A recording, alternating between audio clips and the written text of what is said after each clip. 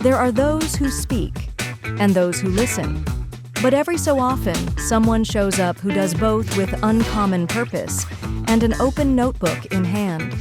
Nicole Banks is a power connector, a woman whose network doesn't just span industries, it sparks movements. For more than 2 decades, she's solved problems others run from, built what others said couldn't be done, and highlighted the wisdom of giants, one page at a time. This is Nicole's Business Notebook, a curated circle of brilliance, a behind-the-scenes pass to the strategies, stories, and secrets shared by the experts she calls friends. It's not just a show, it's a blueprint for those bold enough to build. So settle in, because the notebook is open. Hi, it's Nicole Banks with Nicole Business Notebook. Today I'm here with Torund Bryhn, public figure, engineer, and strategist. We are going to break down a lot of high-level concepts when it comes to being a public figure, the importance of branding, and the tips and tricks of things that you didn't know that could help your brand, your business, and your revenues increase. Torund, thank you so much for coming on the show. Well, thank you. It's my privilege. So let's start. You are new here in Arizona. You have international experience. Who are you? What are you about? What are you doing? I think it's, in the simple term, if you're thinking what I do, is I expand circle of influence. So I help people expand their mindset and their influence to where they want to be. I work on helping people to be in the top 4% of their industry. That's amazing. So, obviously public figure engineering and strategist and that whole bit is a main sort of, tenet throughout what you're doing. What does being a public figure mean to you? Well, I think what's really fascinating is, and I think if you're looking at why did public figure, is I worked in politics in the Senate, presidential campaigns. I've also worked in the entertainment industry, specifically at Sony, BMG. And what I learned was they have a different way of doing marketing and communications. And that little mind shift makes a big difference. And what I noticed after COVID is that more and more people, if you're going to make a mark out on the internet, make a mark in your industry, taking on that public figure hat, the way things are done in the entertainment industry and politics, is that shift that can make you thrive faster. And what is that really? It's really about looking at yourself as a product and a person. And companies need to look at themselves as product and a person. And it is in that understanding that really helps you. And at the same time, if you are a product, you can't manage yourself. You need someone to help manage you. And there is this part of delegating a part of you to someone else that can be very difficult for an entrepreneur, very difficult for a CEO, very difficult for leaders, because you're learned and taught that you need to control everything. And so what a public figure really is someone that's known for their personhood. And that personhood, in a sense, of a public figure is a product. And I think that's what really happened after COVID, when people got used to camera, you got the Zoom, everyone's used to it, TikTok exploded, all of this video component exploded. And in that, and then now with AI, even more so, we are thrusted and promoted in all of us to be leaders. No, I love that. And, to that point, it's not just enough to just grab your phone and start posting anymore. I think it's about, curating what that looks like, what you want your messaging to be, and really a more, inclusive, directed response than has done previously. So what are your thoughts on what makes somebody go from a thought leader to a public figure?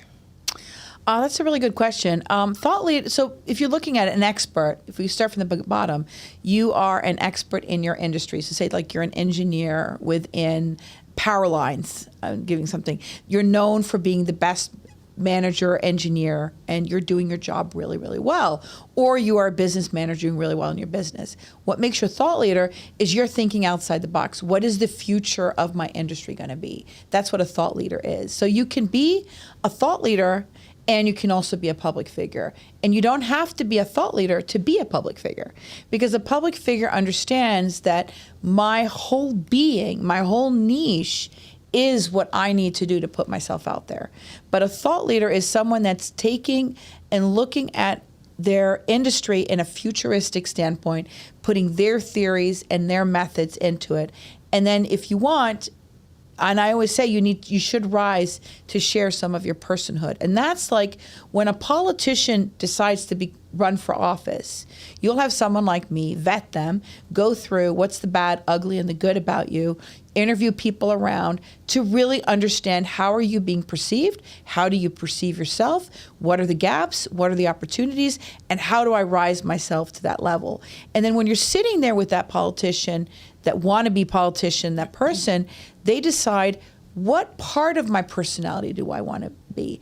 That's what a public figure really does. It's like, what part of me personally do I want to share in a way? And it might sound inauthentic to start curating yourself that way, but in life, we don't just bladder out what we're going to say. Like if you're in a conflict with a loved one, you're kind of practicing what you want to say.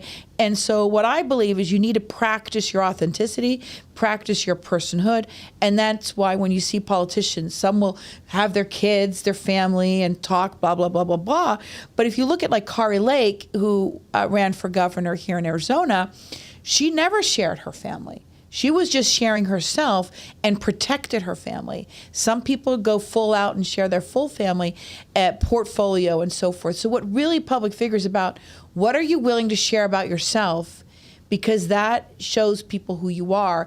And when you show who you are, the faster people will have trust in you. I love that. So you mentioned a few different things, perception and, personality and what you're willing to share and not share. That obviously there's a lot of different variables there. There is. So, as an expert, if you were to give an entrepreneur a couple tips about thinking, okay, I need to think of myself as a public figure, what are those first 2, 3, 4 steps that you would advise them to take? I would look at their full persona, like look at themselves and think about what can I comfortably share regularly about myself. So like, for instance, President Reagan loved jelly beans, right? So that became his little thing. President Bush had broccoli, and they had like these little fun stories. What are some fun stories? Like I met a realtor yesterday, the yellow man realtor, the yellow realtor. And I love it. Everything is yellow. His car is yellow. His shirt is yellow.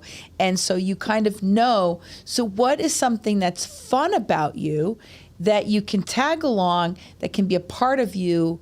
And I was so proud. There was these 2 guys. I can't remember the other guy, but they were so on brand. They kind of intuitively knew what they were going to do. I'm consistent with my clothing. I'm consistent with my story. And like one person had this really unique necklace, and for a guy that's kind of like not usual. And everyone gets kind of curious and asking him about them. He says, well, this is the ashes of my father, right? And so it showcased that I'm a family man. I'm a mortgage broker. And so it's finding that little thing that's quirky about you that you're willing to share. That's the one thing. And then assess how much do you want to share of your family. I think that's the most important thing. Decide what you want to share that you feel safe about talking about. I think that's really important is, it's a decision. Whether you show everything, whether you show a sliver of your life, you're really in charge of that. I think that's important, to push through. So, public figure engineering and, setting up what you do is unique. You're taking it from the entertainment and, political space and helping entrepreneurs. What inspired you to do this for a completely different set of people? Well, so I have done it for 15 different industries. So I haven't just done entrepreneurs or small business or politics or government or the music industry. I have taken those early on lessons from those 2 industries and used it in all my industries. Like I've used it in nonprofit, I've used it in various climate technology I've always used it because what I have found is that in corporate, you've siloed yourself, and entrepreneurs have taught themselves to silo themselves and not understand that when you unify yourself, you look at yourself as a product and a person, you will have a different system of managing yourself. And I think that is really where people thrust themselves to the highest level. Agreed. So you've taken your knowledge, you put it together with this public figure diagnostic. Mm-hmm. What was your inspiration about actually coming up with a process to kind of put your thoughts to paper to help these people to become public figures? Well, it all started when I worked in the Senate. I got this instruction that the senator I worked for, he wanted to be the tech senator. But he wasn't on email, he wasn't on phone, and he had about staff of 50, and he wanted to be perceived that way because being perceived that way, you get more funding, you get to test out technologies. So in communications, what you would do is you would just put lipstick on a pig. You try to find the words to make it look good, but words evaporate. Words don't have necessarily meaning unless it's tied to some action. So what we did was, and this was kind of my initiative, was start acting and representing, like being like that AI bot for him, showing his technology prowess through us on staff. And what I saw was being deliberate on an action, like he is going to be the #1 tech senator, and I am the person that's going to help on that. I just saw how fast it went with one idea, one action, and kept repeating that. And then not just repeating it, but actually doing things about it. So we were basically at this time, this was in 2000, we were setting up a system where when a phone call comes in, you see the person on the screen, you know what issue they're having, and it goes directly to the person that is working on that issue. We were going very sophisticated. And because we were thinking so innovative, like being thought leaders win it, then the Senate leadership got interested in it, and they're like, oh, wow. And then what happened was he became the tech senator.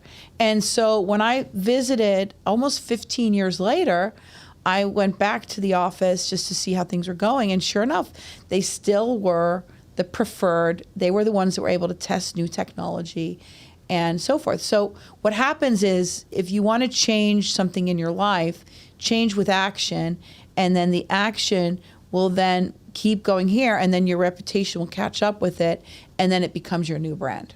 Amazing. So this public figure diagnostic, what all does it include? So it's evolved since then, but what happened was with that action, and I learned from KPMG, some of the people that were coming in and looking at branding from a product sense, I was seeing the whole, having been in politics, seeing the personal branding. And then what I realized is if you look at yourself as a product, how would you diagnose yourself as a product? So number one, when you're doing that, you do research. So you do research on how people perceive you. That's the same what you do with a product. I then did psychology testing. And so then it evolved, and the system came in place of knowing what's your hardware, what's your software, and then what you want to do is you want to interview people. How do you perceive? So you understand the gap, and then you understand the opportunity. So it's not just a gap, but it's like finding that opportunity. And in that, you start finding the essence of who you are. Because I think everyone has an umbrella statement of who they are. Like for me, it's expanding your circle of influence. It fits into anything I've ever done, right? And then what happens is when you find that statement, it makes it easier to progress in life. It's like Chanel. Chanel is still relevant today, even though it was 100 years ago that it was founded. They found the essence of Chanel, and then they've just shifted a little bit around to fit the fashion of today. Yeah, I love that. I was lucky enough to work with you and do my public figure diagnostic, and I will say it was very insightful. You know, I am very deliberate and structured, and, you know, that whole bit, and the things I was able to glean from that report is maybe I can have a little bit more fun. And so I really enjoyed going through that process with you. I was very intrigued when you said, hey, can you give me 5 people in your life to interview? That to me, I was like, oh no, like what are we doing here? You know, when you've done this with other people, I mean, obviously not going through any specifics or anything, but you know, what insights were you able to give to these people about the perception that they may not have understood? I think what happens is we have the logic mindset of where we want to go, but we don't necessarily know what the heart wants, right? And then there's something about the conversation with someone else that validates who you are, right? And you're helping me with the business strategy, and it's like I needed a me for me, and you're kind of my me. You're helping me be that mirror. And I think having someone validate that and having that conversation gives you the courage to take yourself, 10x yourself to the next level. So I think that's what really helps out. And then what gets so exciting when you know that statement, when you know where you want to go and you set that 5-year plan, I would say the clients that really follow what I tell them or like kind of advise them, they reach their goals in half the time. Oh, I can see that 100%. You know, when I received my report and we went through it, and it was dang near 100 pages all about me, which I was like, okay. I know, 100 let's pages do about it. you, babe. Which, I mean, I think, you know, nobody ever does a book report on themselves. You know, and No. so to see that and to see someone else's perspective, to see, you know, the people that I gave you to interview's perspective also, all kind of put together, really made it, I think, a lot more real than just a social media audit or, you know, hey, this is, I think, where your brand is going. So you went into a lot more detail. Is that ever daunting for you, or is that a challenge for you, depending on, you know, maybe industry or the personal brand? You know, I think when you love something, it just comes easy, and I love doing it. I think like when I was doing my assessment, like when I was really young, right after I left the Senate, and I was in New York, and I was trying to assess what I wanted to do. I knew entertainment industry wasn't for me, so I took like a whole weekend off, and I was like, what do I want to do? And I realized that I'm the one that finds the new, old, and forgotten into the world, and those treasures I bring out into the world, and that is another iteration of I expand your circle of influence, right? But I love finding the jewels of people. Like, I'm the person that will sit on your couch and watch all your family photos. I will be the one that sees the slides.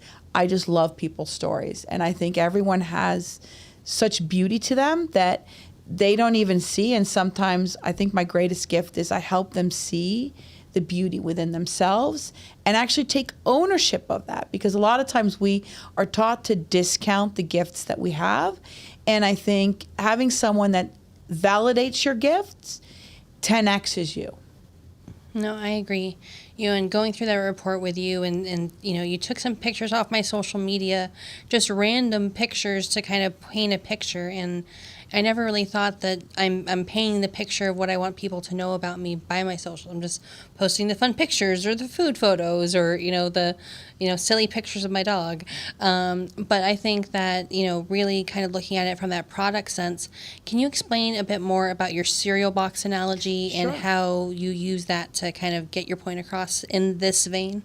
Yeah, no. So when you're thinking of yourself as a product, I think the best analogy is that you are a cereal box, right? There are only 5 different ingredients that a cereal ingredients make up, and believe me, I did the research. So I know that there's only 5. Most have only 3. Some have 2, and in that framework, we all just have 5 ingredients in life, right? Mm-hmm. And then, but it's how we mix up that becomes magical. That's the magic of who we are. That's the inside of the cereal box, right? But then it's the outside where you can really color and have fun and really show your life. And I think most people just live the list of ingredients on the box, right? We are forced to be a certain place, certain way, and we take on all of these stories that our family, our heritage have taken on, and we forget the color of our lives. And so I think understanding that everyone has 5 ingredients, 5 different kinds, but that's just the beginning. And then it's finding out what color do you want to be. And there's right now, I think it's like 2,000 different cereal variations. That was in 2019, right? So 2,000. And if you go to cereal box, you can find the one that fits your personality. And so I think what you want to ask yourself is, would someone pick me up out of the aisle? And that's really where, are you showcasing your color? Are you showcasing your personality?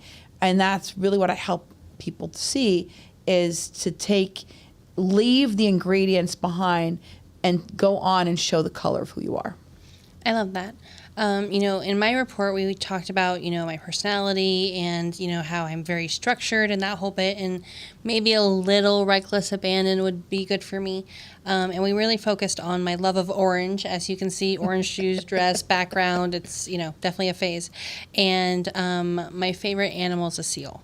And, you know, they are fun and jovial and smart and pod oriented, and you know, these different words that you kind of gleaned out from my description and what you were able to research, and we kind of put them together, you know, this orange seal, you know. And I had a podcast yesterday and I'm going through and get everything set up, making sure my hair is good. Okay, I'm like, And I really kind of leaned into it. I was like, all right, I'm the orange seal. I'm going to do this in my sort of best personality, blaring, and not be small. And I will say at the end of the podcast, it felt so good to be so authentically me. The chaos, the personality, the fun, the big cheek smiles, and, the whole thing. And I felt like I was more myself after going through this report, and not so worried that I wasn't the right cup of tea, because I'm an orange seal, damn it. And really living and pushing into that. So, obviously we can't talk about who's done the report, but what are some other insights or things that people have told you after going through this report that have helped them to grow? Well, it's actually helped save marriage. Because when you're living a certain story, and I do, this is why sometimes it becomes 100 pages, is because I'm giving a lot of different tests that you don't even realize I'm testing. And so sometimes people gravitate to the subconscious testing of the animal. Some people gravitate to the subconscious testing of the color. I have all these variables so that we find an anchor point to you. So like one client, I would say, were you red in this moment, right? And that code word is something specifically for her. So we're not quite done with your report. You're going to get like a report that you can give externally to people. The one that you have now is kind of like your secret ingredient report. Mm-hmm. And so every cereal has a secret ingredient. Every cereal has something. And that could be the secret ingredient that's in the ingredient, like the makeup of it, or it could be how you position yourself. But the report I give you is not the one that you share. Mm-hmm. We decide the one you do share. And when you get that one, that's the one you communicate to people. So like when you have a communications person like myself, and I would recommend every entrepreneur has someone that's outside of themselves, because a product can't promote their own product. This is why you need someone else. And then you can have these code words. So like for you, I would ask you, were you the orange seal? And then you can say, well, I was seal, but I wasn't orange, right? And you and I would know what it means, but no one on this podcast will really know what it means, right? And so, yeah. And then I have another client who was like red, and then another one I had, are you blue? And then I had another one that, are you the koala, right? So it's like, and then you kind of laugh at it, but it becomes a code word that's so easy. Because what you're utilizing all aspects of the brain. The brain is a storytelling brain, and this is why you always need to, like, if you go back to Aristotle, the rhetoric, it's ethos, pathos, and logos. Like for you entrepreneurs out there, just think about those things. Are you ethical? Are you the right person to say the message? Is there a logic to your message? And do you have emotion? And most communications misses the last part, the emotion. Mm-hmm. And if you just put a little bit of your color, a little bit of your personality, if it's the jelly beans, the broccoli, the orange, or the yellow, like the realtor gentleman, that little differentiator makes the biggest difference. I love that. It's about what makes us special. Yeah. I love that. So left turn. You obviously are, multi-industry in the whole bit, but there's a recent sort of focus on AI. And, working in that realm, being a thought leader in there, what made you as a woman want to get into AI and help develop that industry? Well, I've been a ghostwriter, so my job is kind of no longer existing. I mean, I could... the price points have collapsed, and I think a lot of industries right now, the creative class is going to be collapsing. That's my perception. Mm-hmm. And I like what this gentleman was talking about, that 90% of our lives are going to be automated the next 4 years. And so there's 10% left of us, and it's really the unique, the humanity. And so for me, knowing that my industry is completely changing as a writer, now 90% of the time that I took for writing, like my reports I don't need that much time, so they're slashing in prices because I don't have to spend that much time. I mean, my report used to take me 3 weeks to do. Right mm-hmm. now with AI, I can do it in 2 days. I mean, that's like a huge difference. And so I thought myself, so either and I learned this from Tony Robbins. Tony Robbins was like, I have no idea of finance, but I want to learn finance. So he interviewed all the best finance folks leaders, and then he wrote a book about it, and then he becomes a thought leader on it. So like for me, I was like, if I use my podcast to interview really on the humane part and any kind of person, like I have one person that lost 60 pounds on AI, right? So you're getting all these interesting stories, and I think we can all learn from it, and I'm learning from it. So I go in the journey of learning, and then at the same time I become a thought leader. And that's for you out there that are entrepreneurs, don't really feel like you have an expertise. Just interview people. And by interviewing, and that's all I've done. So I interviewed for like a few podcasts, gone to a few networks. I end up being asked to be a moderator for the Phoenix Tech Fest. I've then ended up getting clients because they're seeing me as not just an AI person, but utilizing my communications and expertise. How can I help the people that are in AI, but also help people that are outside of AI? How can you become a thought leader? Like right now, we are in the window of 6 months. 6 months where you can become a thought leader in AI without any education, without anything, just by talking about it and setting up the conversations. Right. No, I love that.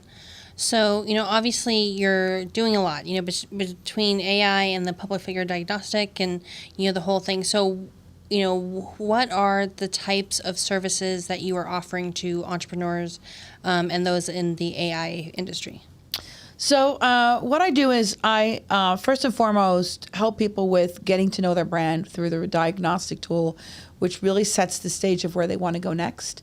I think that's one of the most important things. The second thing I do is I help people that are in an industry that's not necessarily AI related, but will be AI related, and help them, thrust them to be that leader. So help leaders that are in businesses to set the conversation like I have done, so that they can become a thought leader. Because what's happening right now is AI is grouped into one big thing, but it's not going to be that in the next year or two. It's going to be AI in each of the various industries. And you're seeing that right now. Like I work for Dane Health, helping them out. They have medical agents, AI agents, right? But they could do that same formula in other industries, but they're not, because what makes them so special and so important is they understand brain health. And AI is just a calculator, a neutral calculator that can help you. And right now we're thinking it's everything, and it is, but at the same time, it's going to be diversified into these groups. And so if you're in the event space and you want to be the AI leader, well, talk about how AI is going to work in your industry. If you're a plumber, you could be leading with conversations on it. And then what happens is when you brand associate, just like I've done myself, the ball starts rolling. And right now, I think it's like they say, I can't say where it was, but someone said 97% or 90% are men that are in the AI space. So for women right now, just by saying you're in there, doing something, people are interested in having you on board. So it's an amazing time for people with less effort than ever, because the space is going to be crowded. Right now, it's not crowded. Right. I love that. And it's again about positioning yourself and being that public figure and finding those opportunities, which I think are so important. Torund, you are a master of a lot of things, and obviously there's a lot of different ways to work for you. And what I will say is going through the public figure diagnostic like I did, it was inspiring, enlightening, and is really allowing me to think of myself as a product that I can monetize, I can increase my impact and grow. So thank you so much for taking the time to be on the show today to talk about, our partnership that we're looking forward to, AI, and what you do. I think it's super inspiring, and I can't wait to continue to work together and see where things go. Me too. I'm very excited because I have a me for me. You're helping me be me. Yes, and that's one thing that I'll also say too is that if you can find a me for me, find a partner, somebody that wants to see you grow, that is going to celebrate your wins and really in a loving way show you opportunities for growth. Find one, find two, find a table, and bring those people into the conversation.